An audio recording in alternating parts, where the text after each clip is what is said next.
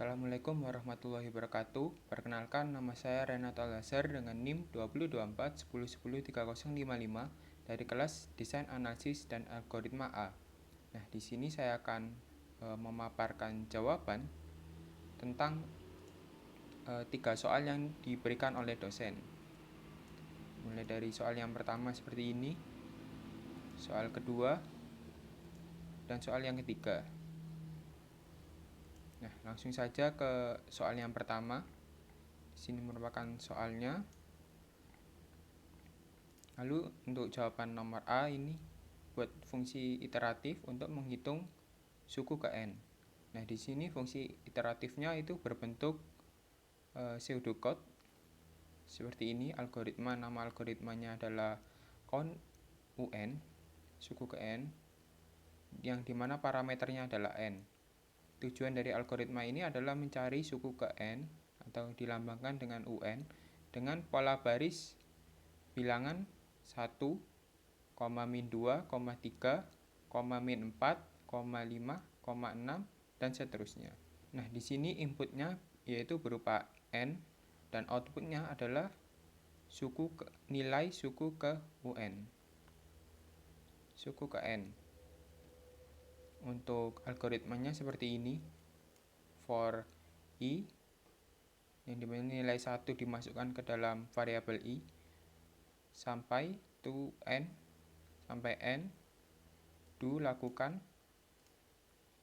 dan di sini ada if else, yang dimana if-nya adalah jika i modulus 2 sama dengan 0, itu berarti jika sisa bagi 2 dari i itu sama dengan 0, seperti 2 modulus 2 itu 0, 4 modulus 2 itu 0. Kalau 3 modulus 2 itu 1, berarti di sini berarti menyatakan bahwa yang genap ya. Yang genap, jika genap maka nilai i diberi tanda minus. Nilainya diubah menjadi minus. Jika tidak, berarti ganjil, maka mengembalikan i tersebut. Terus return i. Kemudian yang B, tentukan metrik untuk ukuran inputnya. Nah, di sini metrik ukuran inputnya adalah n, karena n berpengaruh pada jumlah looping yang akan diolah. Jika n semakin besar, maka jumlah looping juga lebih besar. Kemudian basic operation yang saya pilih di sini itu yaitu pada baris pertama, di mana ini satu, di mana 1 dimasukkan ke i. Nah, di sini sebenarnya terdapat 2 basic operation yang bisa Anda pilih salah satunya.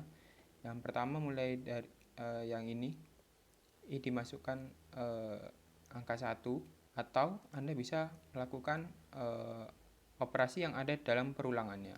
Kalau yang operasi dalam perulangannya ini bernilai 2, kalau yang perulangan seperti ini bernilai 1. Kemudian ini sebagai iteratornya juga. Kemudian yang dijelaskan apakah untuk input yang ukuran sama banyak, eksekusi basic operation bisa berbeda. Apakah diperlukan analisa best case, worst case, dan average case? Nah, di sini tidak diperlukan analisa best case, worst case, dan average case, karena nilai n itu sama besar dengan jumlah eksekusi looping yang terjadi. Kemudian pertanyaan yang E, jika banyak eksekusi basic operation untuk input berukuran n dinyatakan sebagai Cn persamaan deret untuk Cn.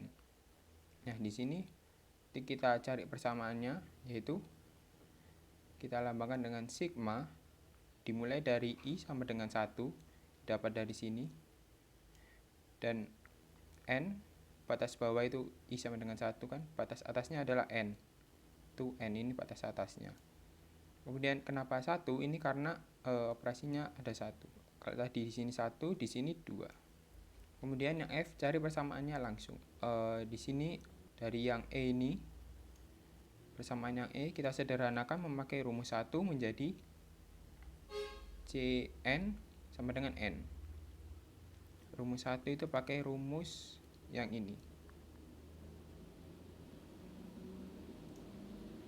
Kemudian lanjut ke soal nomor 2. Di sini ada algoritma dengan nama algoritma adalah unique element. Inputnya adalah array, di mana tujuannya memeriksa apakah setiap elemen A itu unik. Inputnya adalah array, outputnya mengembalikan true jika setiap elemen A unik dan false jika terdapat beberapa elemen yang nilainya sama. Nah, di sini operasinya yaitu for 0 dimasukkan ke dalam variabel i, to n-2 lakukan for j, berarti loopingnya ada 2 tingkat di sini. I plus 1 dimasukkan ke dalam variabel j, to n-1 do lakukan jika a ke i, a indeks ke i sama dengan a indeks ke j, itu return false. Jika tidak, maka return true. Estimasi running time algoritma unique element, jawabnya mulai sama seperti tadi, mulai kita tentukan dulu seperti soal 1 fungsi iteratifnya. Fungsi iteratif ada di soal ya. Yang kedua yaitu metrik ukuran inputnya. Untuk ukuran inputnya adalah n, yang dimana metrik ukuran input itu harus berpengaruh pada jumlah looping yang akan diolah. Kemudian basic operation itu di sini saya seperti tadi saya memilih iteratornya, tapi di sini iterator yang tingkat yang dalam pada looping yang terdalam. Berarti saya memilih iterator yang i plus 1 dimasukkan dalam j. Saya memilih iterator yang ini. Harus iterator yang terdalam. Selanjutnya pertanyaannya, jelaskan apakah input yang ukuran sama banyak eksekusi basic operation bisa berbeda? Apakah diperlukan analisis best case, worst case, dan average case? Itu jawabannya diperlukan analisa best case, worst case, dan average case.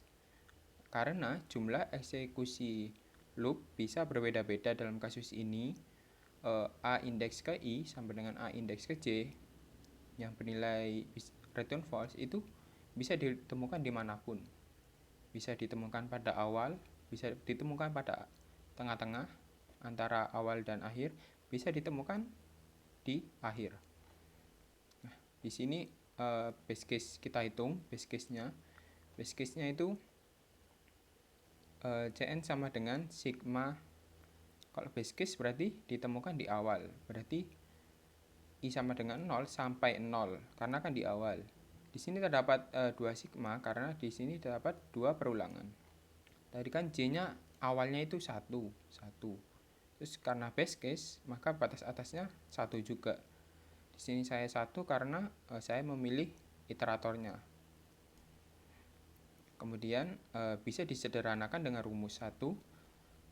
Seperti tadi, rumus 1 yang ini menjadi Cn sama dengan 1. Kemudian untuk kasus worst case. Nah, di sini Cn sama dengan sigma. Worst case berarti akhir ya. Yang ditemukan di akhir. Berarti sigma I sama dengan 0, karena ini mulai dari awal, sampai n-2. N-2 itu karena di sini akhirnya itu n-2. Terus sigma lagi karena terdapat 2 perulangan. Di sini tadi J-nya itu plus 1 kan. Maka J-nya itu plus 1 dari I berarti 1. Dan di sini sampai n-1 kan paling akhir, n-1. Kemudian 1 yang saya memilih iteratornya. Kemudian ini bisa disederhanakan. Nah, di sini kerjakan, ini saya sediakan note, kerjakan sigma yang paling dalam terlebih dahulu. Nanti sigma yang sebelah kanan ini dikerjakan terlebih dahulu menjadi n-1 menggunakan rumus 1. Menggunakan rumus 1 yang tadi, yang ini, sehingga menjadi sigma n-2 I sama dengan 0, n-1. Nah, n-1 ini bisa dijadikan menjadi konstanta, yang dimana n-1 itu sama dengan 1 dikali tanda kurung n-1. Nah, n-1 ini dimanipulasi 1, digunakan manipulasi 1 seperti ini. Konstantanya ditaruh di depan. Maka n-1 di depan, di sini 1, menggunakan rumus 1 menjadi seperti ini. N-2 batas atas dikurangi 0 ditambah 1. Itu dari rumus 1. Rumus 1 yang ini. Maka jika disederhanakan ini menjadi N-1. Nah, N-1 dikali N-1 sama dengan N kuadrat min 2N plus 1. Untuk average case, dan di sini average case-nya itu ditentukan, kita buat tabel mulai dari posisi A ke I, indeks ke I sama dengan A indeks ke J itu ditemukan, banyaknya eksekusi basic operation, probabilitas sama kontribusi pada CN. Nah, di sini pada awal looping kan kita I-nya itu sama dengan 0. I-nya sama dengan 0, J-nya sama dengan 1. Ini pada looping pertama, eksekusi basic operation itu 1, karena setiap basic operation itu setiap looping dijalankan sebanyak 1 kali. Dan juga probabilitas itu didapatkan 1 per jumlah banyak kemungkinan, yaitu kita bisa dapatkan dari I kali J, dimana menjadi N kuadrat min N.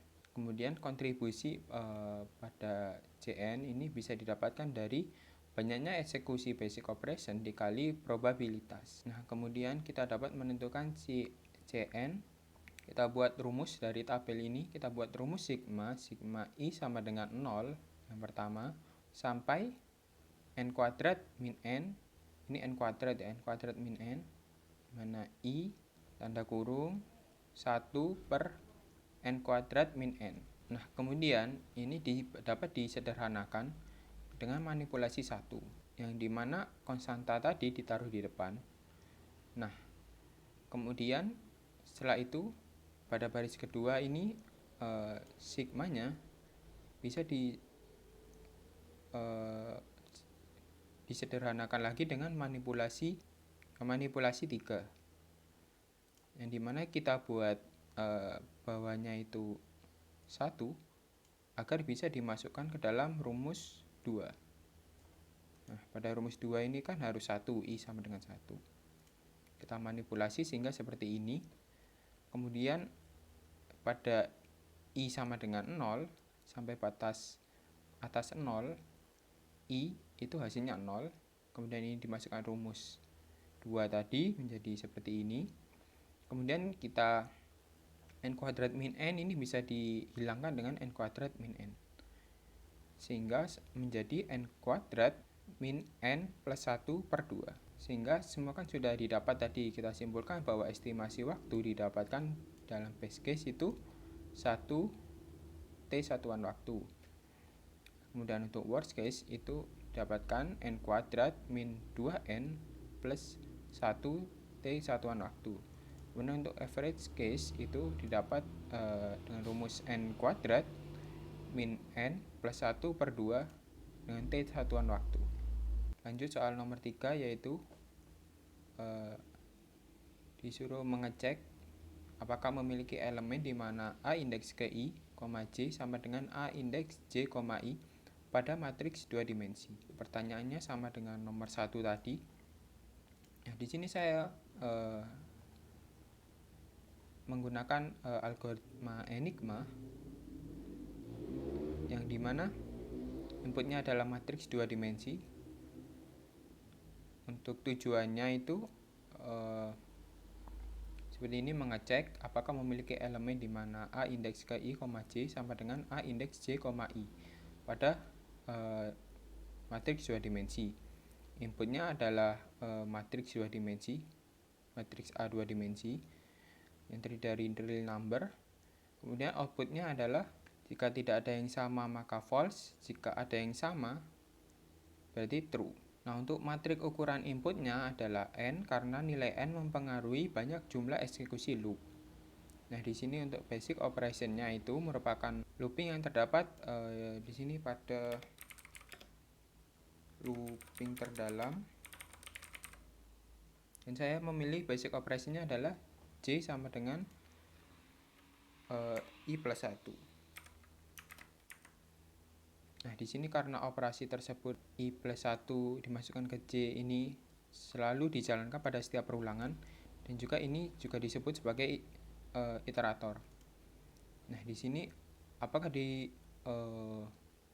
diperlukan analisa base case, worst case, dan average case? Itu tidak perlu karena nilai N selalu sama dengan jumlah looping yang terjadi. Yang E ini, jika banyak eksekusi basic operation untuk input berukuran N dinyatakan sebagai Cn, tentukan persamaan deret untuk Cn. Persamaan deretnya yaitu Cn sama dengan, karena sekali lagi ini karena dua perulangan berarti 2 sigma. Mulai dari sigma yang pertama for I sama dengan 0 to N min 2, kemudian sigma J sama dengan 1 sampai N min 1. Karena saya memilih iteratornya ini berarti 1. Kemudian untuk pertanyaan F adalah persamaan langsungnya. Di sini kita sederhanakan dari yang E tadi, kita menggunakan rumus 1 yang dimana menjadi sigma batas bawah I sama dengan 0, batas atas N min 2, N min 1, min 1 plus 1. Nah, di sini disederhanakan menjadi N min 1, kemudian ini N min 1 dapat menjadi konstanta yang dapat ditaruh di depan sigma. Kemudian ini kan nilainya sama dengan 1, karena ini sama dengan 1 dikali N min 1. N min 1 dikeluarkan menjadi tinggal 1, kemudian menggunakan rumus 1 lagi menjadi seperti ini. Jika disederhanakan menjadi seperti ini, dan jika dikalikan jadi seperti ini. Seperti itu pemaparan jawaban soal yang saya kerjakan. Kurang lebihnya mohon maaf. Wassalamualaikum warahmatullahi wabarakatuh.